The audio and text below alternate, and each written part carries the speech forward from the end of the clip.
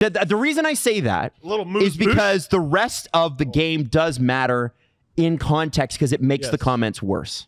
Yes. And obviously, I also want to show you this. The greatest picture in playoff history was taken just after this moment with Ray Ferraro and Jake Oettinger on the bench. There is no glass partition between the two of them, and Ray Ferraro has to talk about Jake Oettinger being pulled while sitting next to Jake Oettinger, who has his eyes closed. And no, Oettinger, like Ferraro even says as part of his commentary, he's like, yeah, now he has to look down at what I'm talking about. Yeah.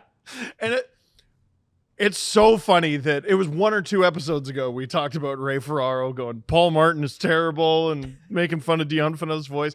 And here he is rubbing shoulders with Jake Oettinger. Like, how do they not put a piece of glass up there? Even just a piece of like plexiglass, something. Anything. Like, how is that possible? You know, it's funny. Every baseball field in the MLB is a little different, and every rink in the NHL is a little different. But the baseball fields are intentionally, we shaped it a little weird. NHL arenas are different in very broke ways.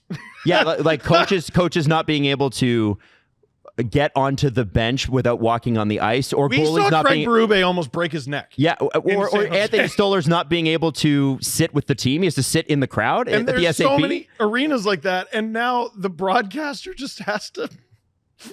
Who do you feel worse for? Jesse, who do you feel worse for? Ray. Oettinger or Ray? Ray.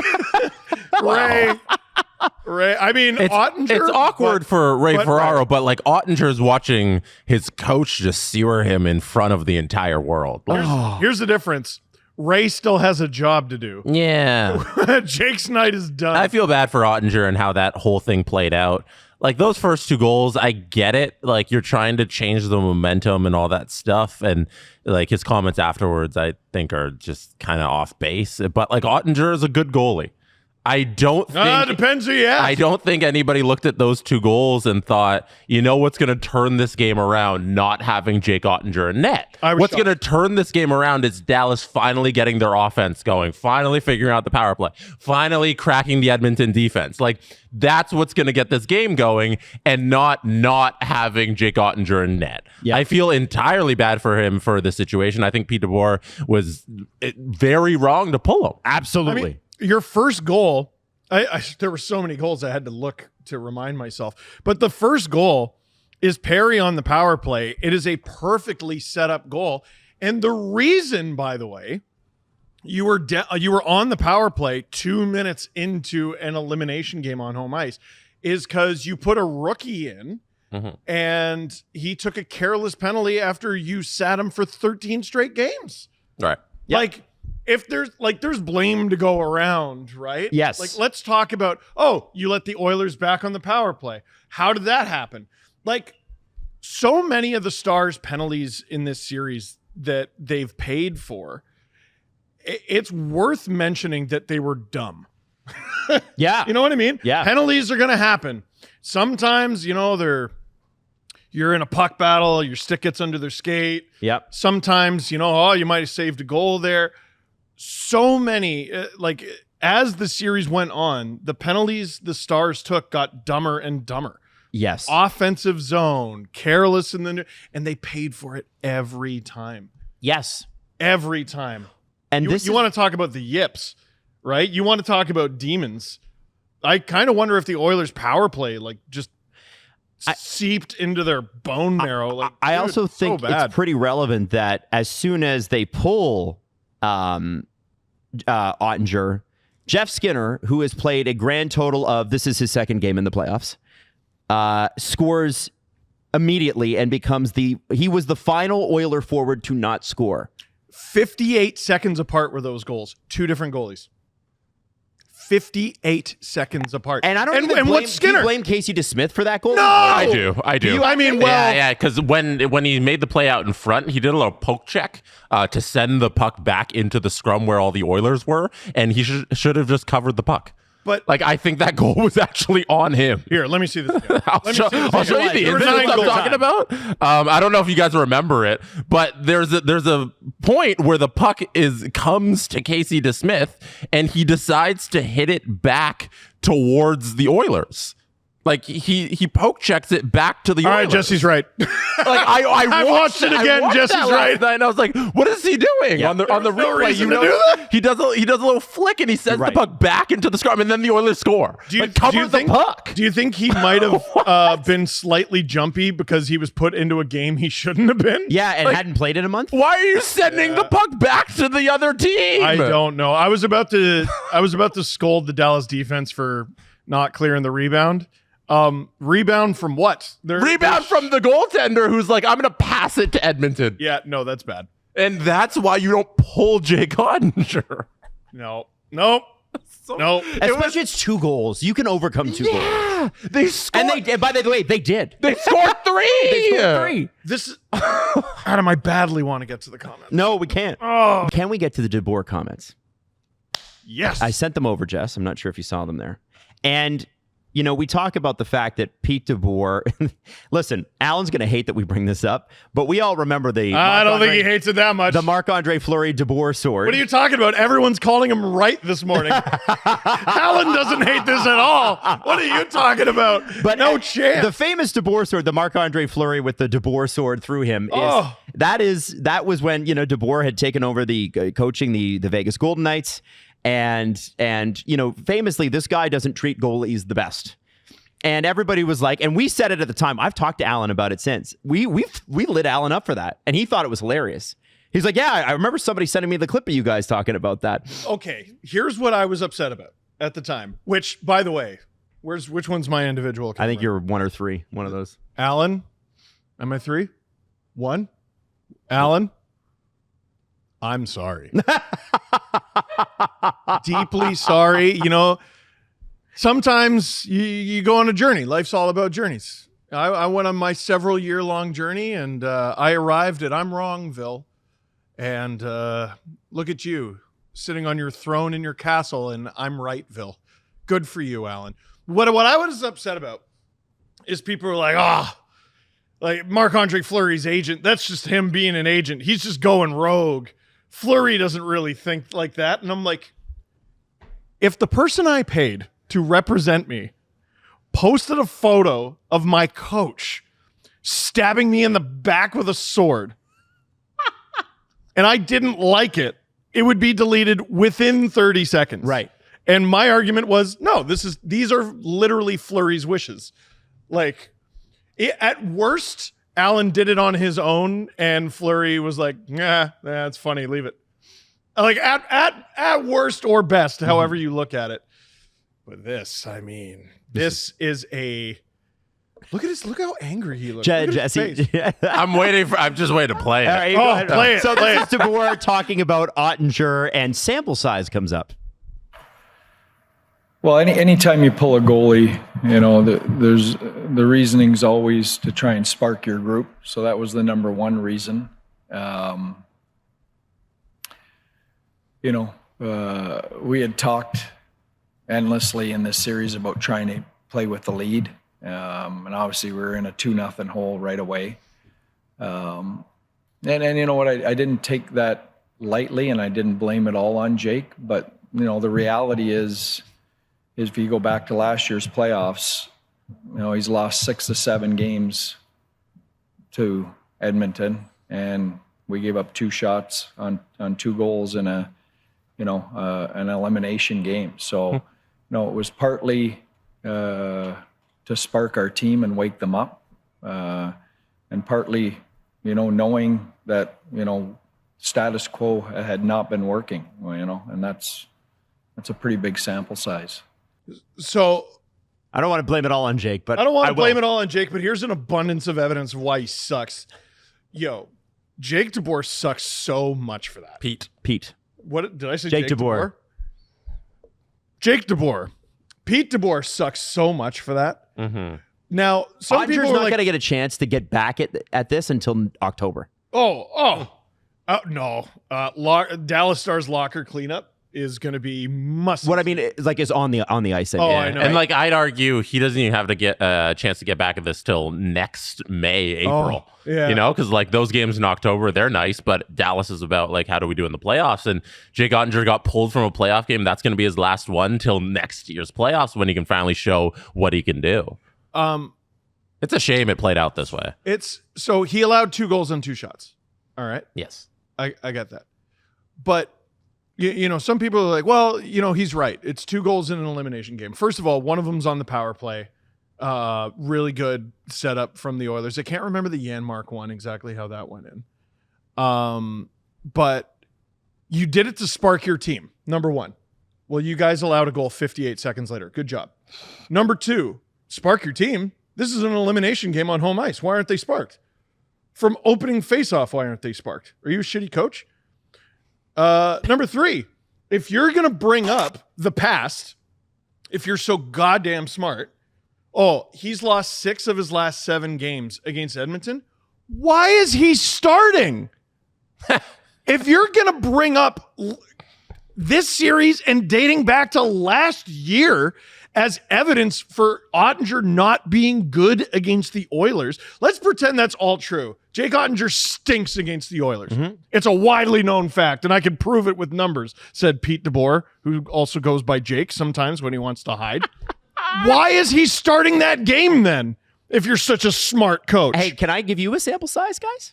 What? Pete DeBoer coaching record, 24-25 loses in round 3, 23-24 loses in round 3, 22-23 loses in round 3, 21-22 missed playoffs, 2021 round 3, 2019-20 round 3, 2018-19 round 3. So who can't win in the 3rd round? Looks like Jake DeBoer. 3 different teams.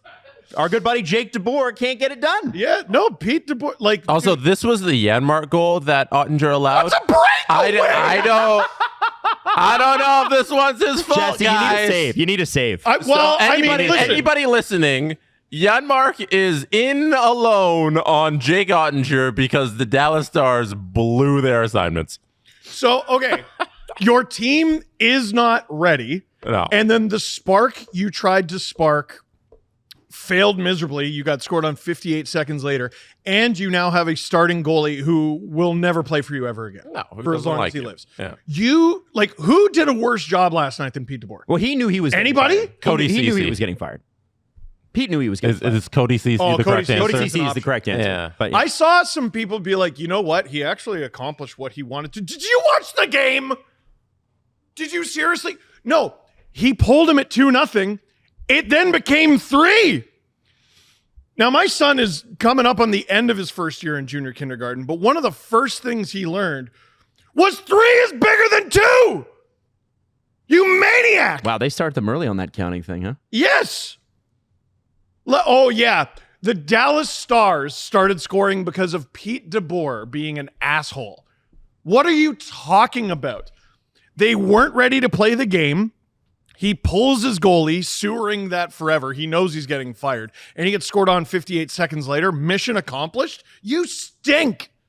And there's an abundance of evidence that you stink. The broadcast was talking about how they thought Oettinger might go back in the game to start the second period. And I thought that was an interesting conversation because I was like, okay. I would be for that. I can see he that. maybe should have. I can see like, okay, you in the heat of the moment, 2 goals. Let's just put Jake back in there. You know, it's like he'll get his head back ready. He'll like it's water under the bridge at that point, I think. Like, because then you don't have to go post game and justify why you did it. And if Oettinger allows some more goals, then you're like, oh, I was right. He isn't capable of this. And I like if you want to just like you could have said I wanted to give him a mental break. Yeah. Reset himself, get him back out there for the second period. We believe in Jake. We love Jake. I think like he should have gone that route at like the very least. Jake is competing with the guy he beat in the second round for Team USA goaltender, right? Oettinger, for so many reasons, is the reason they're there, right? Hellebuck. Yep. Yeah.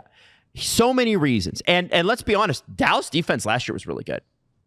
The Dallas defense this year is, I don't know what Jim Nill was thinking. It's lopsided. And I feel like, and you know, it's easy to say that, well, 3rd round, like, come on, we did pretty well. Let's be honest, though. This was not close. And did you win or didn't you? Yeah. You know, like, well, but this is the point. If you're the general manager, you got to look at this and go, are we closer this year than last? Well, and we're not. Look at the Oilers, who lost in the second round in 2023 when Vegas ended up winning it. They played Vegas harder than anybody, right? And it's funny because this is a conversation that's now coming up with the Leafs because they took Florida to 7 and now Florida's going to the Stanley Cup final. Okay, how did they take them to 7? How did it look? Do we look at the Leafs as stronger for how those 7 games went? No. They had an opportunity to go up 3-0. Didn't do it. They blew a 2-0 and 3-1 lead. They got beat 6-1 in Game 5 on home ice, and then they got beat 6-1 in Game 7 on home ice. Do you regret? The Oilers played a better 6-game series against Vegas than the Leafs did in 7 against Florida. Do you regret defending them with the narrative that they were sick? Well, I wasn't making it up. I wasn't defending them with that. I was just like, maybe this is why they stink. All right. You have to try to find reasons, right? Yeah. Like, I get that. If I had known there were 2 6-1 shit kickings coming down, I might have just kept my mouth shut on that. But there was still at the time reason to be like, listen, every time they lose or they blow it, you can't be like, oh, it's the same old Leafs, right? That happened against Ottawa. Ottawa, they win the first 3. Game 4 went to overtime. That's tight. All right. Game 5, you blow it. And it wasn't me freaking out. It was me going, don't you dare. Don't you 4-0 on home ice. 3-0. Don't you dare. And then they come back in Game 6 and they win. And I go, okay, great. And they reward me with Game 1 against Florida. Oh, great. Game 2 against Florida. Oh, great. And that earns you Game 3. Oh. But then they just completely shit the bed. I still think, who knows, they might have been sick, but hell of an illness. I don't think that just that narrative, I don't think they should ever get that benefit of the doubt ever. Well, not anymore. No. At the time, like, we should have known. Well, that's what I was trying to shake, though, is you can't, like, the Leafs are deeply resentful, you can tell, of living with the sins of the past, especially the guys who just got here. Like, even Brad Treliving in that press conference, we'll get to it, he's talking about, like, well, I've been here 2 years, but I know what happened before. Yes, but when you take this job and you make that money, you take on what happened before. Sorry, but yes, that's what he said. Yeah. No. I know. He's the only one who owns that, though. Like Dubas wouldn't. Oh, I wasn't here. Shanny. I wasn't here. Yes, like, they're not here anymore. They're not here, and they should. And this is guys who are here. So it's funny having you on my right and Adam on my left. It's like both sides of my brain are talking. Like during that series, that was the conversation going on in my head. But this. And that's why I was like, you know what? It's conceivable. And I had heard from a few people that this might be going on. What we discovered is, oh no, they just don't have it. I think those people telling you those things were people making excuses. Yeah. Like you can lose in the second round and look like cup contenders. And you can lose in the third round and look like you're nowhere near ready. Yeah, I think like at the end of this thing, we got the 2 correct teams. And the way the Stars and the Hurricanes lose in the conference finals, it's not that they were one step away from those 2 teams that defeated them.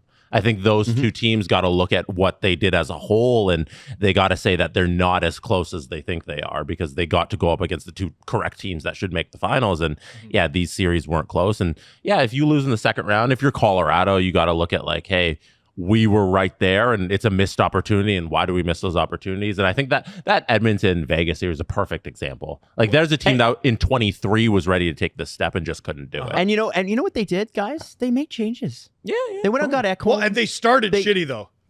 Oh, remember sure. we were all like, oh, they're cooked. As soon as, because Woodcroft was like, you know what? I'm going to change everything about how this team plays defense. Yeah. And it was like, well, that's not going to work, Jay. Well, and it was clear. Sure and Chris Knobloch's like, how about we just let them be what they are? And he's been to 2 straight Cup finals.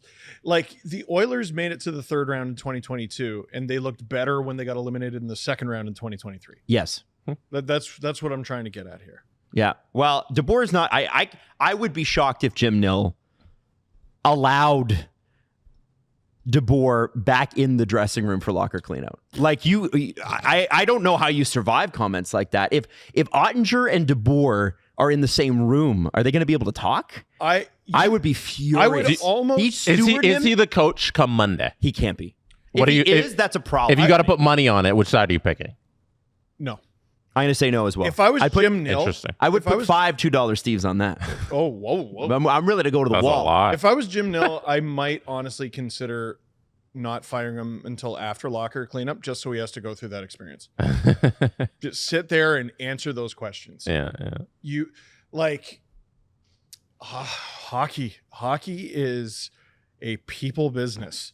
And a lot of it is about making friends and being likable. Mm-hmm. Like within your community, right? Like Sam Bennett is not making friends by elbowing everybody in the head, but he's a good guy off the ice, and you can have a beer with him. his teammates friggin' love him. Yeah. I think every time you leave the ice, you're like, fucking bastard, I hate that guy, and I wish he was on my team. Man, Colin Campbell must be a riot.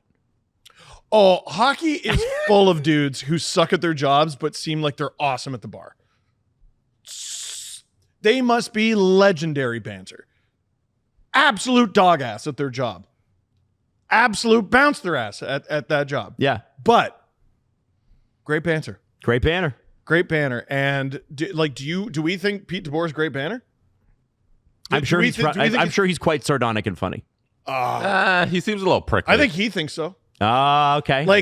You don't think he seems a little prickly? I think he's a bit. I think he's a bit prickly, but I think if you got him out relaxed, he might be a good. Because guys, ultimately he keeps getting hired, and he's going to get hired again. He's been at that many conference finals. So there's going to be some team that's like, you know what, we can do it with Pete.